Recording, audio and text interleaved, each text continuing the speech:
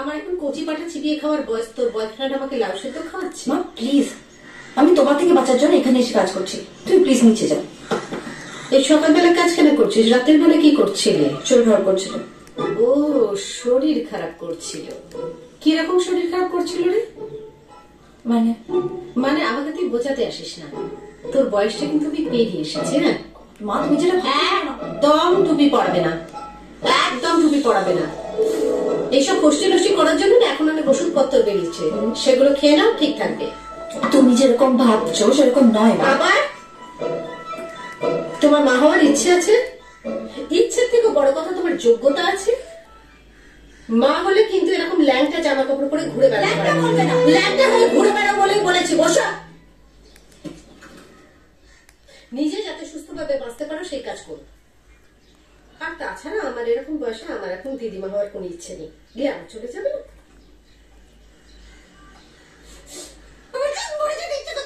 আপনাকে এতবার বললেন জলের লাইনটা সারাতে, আপনি সারালেন না। আমি কেন জলের লাইন সারাবো? আমি কি প্লাম্বার নাকি? প্লাম্বার ডাকো। কেন বাড়ি বাড়ি হয়ে আপনার কোনো দায়িত্ব নেই? মাসি, এই মাসি বলছে, আমরা হাতে মাসি কাকে বলছিস? দিদি দিদি বলছি খুব সমস্যা হচ্ছে।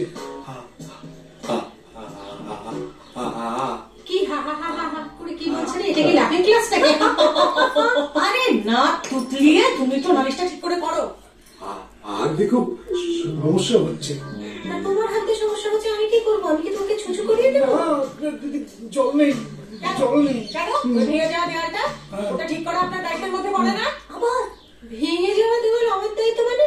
হ্যাঁ মাসি, দিদি দিদি আপনি কি জান জান করে কি বলছেন? আমাকে জানার বলার চেষ্টা করছে। হ্যাঁ তো পেদে একটা জানিয়া জানিয়া জানিয়া। আমি জানিয়ে পড়ি না, বেলেও জানিয়ে পড়ে না, আমার মেয়ে জানিয়ে পড়ে। এরকম সরু জানিয়ে পড়ে, জানো তো? চুপ চুপ চুপ চুপ এরকম সরু জানিয়ে পড়ে, সরু। ও বলার চেষ্টা করছে ওই ভাঙা দেওয়ালের ফুটো দিয়ে জল ঢুকিয়ে। চুপ, জানিয়া লোকে সব ভিজে যাচ্ছে, কিছু করার নেই। আমি তোমাকে একটা কথা বলছি, একটা কাজ করো, ওই ভেজে জানিয়ে তোমার মাথায় একটা দাও, তোমার মায়ের মাথায় একটা দাও, দুজনের মাথা ঠান্ডা হবে। ওটা দিয়ে ঘুরে বেড়াবে। তোর মা বললো। মা আরে তো চিৎকার হচ্ছে কেন? তুমি সরু জানিয়ে পড়ো, ওই জন্য ওদের আপত্তি। মা তাই নাকি? না মাসি, আবার মা। দিদি দিদি খুব খুব ভালো।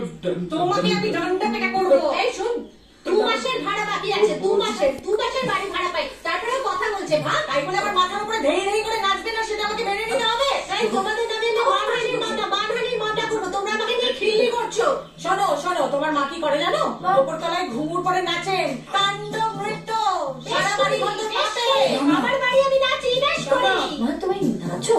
তো কি করবে? ওরা যে কথাগুলি করছে কি বলছে না তো? ঠুমকো তাই করবো। তুমি আমার দলে বেশি ঠুমকো তুমি দেখাবে না, তোমার মালাই চাকরি আমি গুড়িয়ে দেবো। উনি বাবারে কি কুচুটে, বহুত কুচুটে। এই আমি একটা কাজ করো, তুমি যে টালিগঞ্জের সিরিয়ালের অডিশন হয় না, তুমি অডিশন দাও। কুচুটে বছরে তো তোমাকে হেভি মালা